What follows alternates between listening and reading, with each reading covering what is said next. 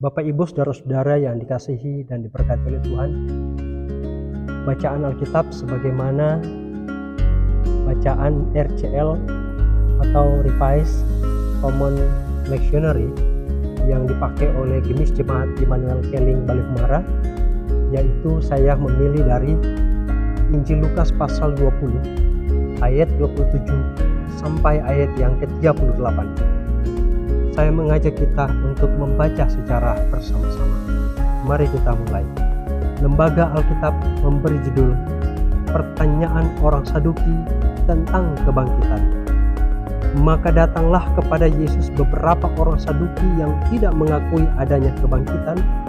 Mereka bertanya kepadanya, "Guru, Musa menuliskan perintah ini untuk kita.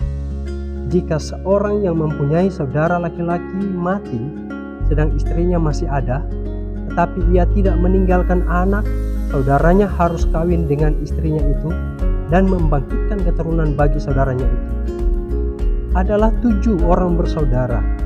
Yang pertama kawin dengan seorang perempuan lalu mati dengan tidak meninggalkan anak. Lalu perempuan itu dikawini oleh yang kedua dan oleh yang ketiga, dan demikianlah berturut-turut oleh ke-7 saudara itu. Mereka semuanya mati dengan tidak meninggalkan anak. Akhirnya perempuan itu pun mati. Bagaimana sekarang dengan perempuan itu? Siapakah di antara orang-orang itu yang menjadi suaminya pada hari kebangkitan? Sebab ke-7-nya telah beristrikan dia." Jawab Yesus kepada mereka, "Orang-orang dunia ini kawin dan dikawinkan. Tetapi mereka yang dianggap layak untuk mendapat bagian dalam dunia yang lain itu dan dalam kebangkitan dari antara orang mati tidak kawin dan tidak dikawinkan. Sebab mereka tidak dapat mati lagi, mereka sama seperti malaikat-malaikat dan mereka adalah anak-anak Allah karena mereka telah dibangkitkan." Tentang bangkitnya orang-orang mati, Musa telah memberitahukannya dalam nas tentang semak duri, di mana Tuhan disebut Allah Abraham, Allah Ishak dan Allah Yakub. Ia bukan Allah orang mati, melainkan Allah orang hidup, sebab di hadapan Dia semua orang hidup. Sampai di situ batas bacaan Alkitab. Yang disebut berbahagia ialah setiap orang yang memelihara firman Tuhan dalam kehidupan setiap hari. Nah, Bapak Ibu yang dikasihi dan diberkati oleh Tuhan, seorang anak kecil bertanya kepada ayahnya ketika ia menghadiri pemakaman kakeknya. Lalu anak kecil ini bertanya, "Ayah, kakek sudah tiada. Tetapi di ibadah pemakaman tadi, pendeta mengatakan bahwa kakek masih hidup bersama-sama dengan Tuhan. Ayah, sebenarnya manakah yang benar? Kakek masih hidup atau kakek sudah meninggal?" Ayahnya terdiam sejenak lalu berkata, "Nah, tubuh kakek sudah berhenti bekerja. Akan tetapi, kasih Tuhan tidak pernah berhenti. Kakek tidak hilang. Dia hanya berpindah ke dalam kehidupan yang tidak bisa mati." Nah, saudara-saudara yang dikasihi dan diberkati oleh Tuhan, pertanyaan polos anak itu sesungguhnya adalah pertanyaan manusia di zaman sekarang ini. Yakni, apakah ada kehidupan setelah kematian? Bagaimana rupa kehidupan tersebut? Dan di manakah Allah di dalamnya?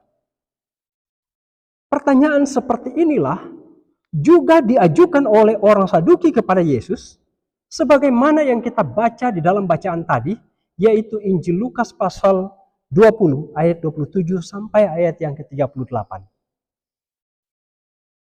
Namun mereka bertanya, orang-orang Saduki itu bertanya. Pertanyaan mereka bukanlah pertanyaan ingin mencari tahu tentang hal kebangkitan itu. Akan tetapi pertanyaan mereka adalah karena mereka benar-benar tidak percaya. Nah, Bapak Ibu saudara-saudara, perikop yang kita baca dari Injil Lukas pasal 20 ayat 27 sampai 38 ini, perikop ini terjadi di Bait Allah di Yerusalem menjelang akhir pelayanan Yesus. Kelompok Saduki itu dikenal sebagai kaum elit agama yang menolak ajaran tentang kebangkitan. Dalam bahasa Yunaninya adalah anastasis. Mereka atau kaum Saduki itu hanya mengakui 5 kitab Musa, dan bagi mereka, karena Taurat tidak berbicara jelas tentang kebangkitan, maka hal itu tidak mungkin benar. Hal tentang kebangkitan tidak mungkin benar bagi orang-orang Saduki. Mereka datang kepada Yesus dengan sebuah pertanyaan, dan pertanyaan itu adalah pertanyaan yang menjebak Yesus mengenai kasus perkawinan Levirat atau perkawinan ipar. Nah, perkawinan Levirat itu tentunya berbeda dengan perkawinan kita. Perkawinan Levirat itu adalah perkawinan yang terjadi di masa itu, dan itu sangat berbeda dengan perkawinan yang terjadi di masa kini. Perkawinan Levirat itu adalah perkawinan ipar. Misalnya, sang kakak menikah dengan seorang perempuan, lalu sang kakak itu tidak memiliki keturunan. Lalu dia meninggal, dan sang adik berkewajiban untuk menikahi istri dari sang kakak tersebut. Begitu seterusnya. Nah, orang-orang Saduki ini datang kepada Yesus dengan sebuah pertanyaan menjebak mengenai kasus perkawinan Levirat atau perkawinan ipar. Yakni seorang perempuan yang menikah dengan 7 bersaudara, semuanya meninggal tanpa anak. Dan orang-orang Saduki itu bertanya kepada Yesus, pada hari kebangkitan, siapakah yang akan menjadi suami dari seorang perempuan itu? Nah, pertanyaan menjebak ini sebenarnya tujuannya sederhana dari orang-orang Saduki. Tujuan daripada mereka adalah mereka mau menunjukkan ketidakmungkinan dari doktrin kebangkitan itu. Tidak mungkin adanya doktrin kebangkitan. Dan orang-orang Saduki itu hendak menertawakan ide-ide tentang kebangkitan. Pertanyaan-pertanyaan diajukan kepada Yesus itu adalah pertanyaan-pertanyaan menjebak.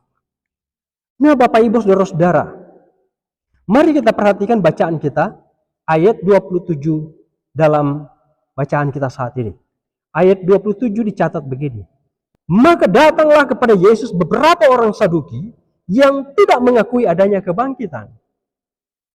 Saya garis bawahi kata tidak mengakui. Kata tidak mengakui dalam bahasa Yunani adalah antilegontes. Antilegontes berarti menentang keras atau menolak secara aktif. Sehingga kaum-kaum Saduki bukan hanya tidak percaya kepada ajaran tentang kebangkitan, tetapi kaum Saduki itu melawan gagasan-gagasan tentang kebangkitan. Pertanyaan mereka tentang 7 suami itu hanyalah jebakan logika semata. Mereka berpikir bahwa hidup setelah mati sama seperti hidup di dunia sekarang ini, yaitu ada pernikahan, ada keluarga, ada sistem sosial yang sama, ada hal-hal jasmani lainnya. Nah, Bapak Ibu Saudara-saudara, orang Saduki percaya kepada Allah. Akan tetapi, hanya sebatas yang bisa mereka pikirkan dan sebatas apa yang mereka pahami. Mereka menolak hal-hal yang tidak masuk akal bagi otak manusia. Orang-orang Saduki itu menolak hal demikian. Dengan kata lain, mereka membatasi Allah dalam bingkai logika manusia mereka. Padahal Allah yang hidup tidak dapat dimasukkan ke dalam otak kecil pikiran manusia. Logika manusia berhenti di kubur, tetapi kuasa Allah melampaui kubur. Di sini kita mendapat pesan daripada bagian bacaan Alkitab ini. Pesan yang pertama adalah jangan membatasi Allah dengan akal kita. Jangan membatasi Allah dengan akal kita. Kadang tanpa sadar, saudara-saudara, orang Kristen hidup seperti Saduki. Mereka hidup seperti Saduki. Percaya kepada Tuhan hanya selama keadaan masuk di akal. Hanya selama keadaan masuk di alam logika. Percaya kepada Allah hanya selama keadaan masuk di akal. Berdoa kepada Tuhan tetapi di dalam hati berkata, mana mungkin Tuhan bisa mengubah situasi ini. Itulah iman yang dibatasi oleh logika. Itulah iman yang dibatasi oleh logika. Jika kita hanya mau percaya ketika sudah mengerti, maka kita tidak benar-benar percaya. Sekali lagi, jika kita hanya mau percaya ketika sudah mengerti, maka kita tidak benar-benar percaya. Iman sejati justru percaya meskipun belum mengerti. Kita diajak untuk beriman, bukan karena mengerti segalanya, akan tetapi kita mengenal pribadi yang memegang segalanya. Kita mengenal pribadi yang mengendalikan segalanya. Jangan seperti Saduki yang sibuk berdebat soal logika, bukan mencari hubungan dengan Allah serta mengenal Dia secara pribadi. Ayat berikut, ayat 34 sampai ayat yang ke-36 dicatat begini. Jawab Yesus kepada mereka, orang-orang dunia ini kawin dan dikawinkan. Tetapi mereka yang dianggap layak untuk mendapat bagian dalam dunia yang lain itu, dan dalam kebangkitan dari antara orang mati, tidak kawin dan tidak dikawinkan. Sebab mereka tidak dapat mati lagi, mereka sama seperti malaikat-malaikat, dan mereka adalah anak-anak Allah, karena mereka telah dibangkitkan. Bagian ayat 34 sampai ayat yang ke-36 merupakan jawaban Yesus tentang dunia yang baru dalam kebangkitan. Ini merupakan jawaban Yesus terhadap dunia yang baru di dalam kebangkitan. Yesus menjelaskan bahwa kehidupan kebangkitan berbeda hakikatnya. Kata dunia yang lain dalam ayat yang ke-35, kalau kita perhatikan, kata dunia yang lain pada ayat 35 diterjemahkan dalam bahasa Yunani aion ekeinos, atau zaman yang lain, atau menunjuk pada realitas ilahi. Yesus menegaskan bahwa kebangkitan bukanlah kelanjutan daripada hidup yang lama, tetapi kebangkitan adalah transformasi total menuju kehidupan ilahi, menuju kepada realitas ilahi, menuju kepada aion ekeinos itu. Nah, Bapak Ibu Saudara-saudara, di sini jemaat diajak untuk tidak membayangkan surga dengan ukuran-ukuran duniawi.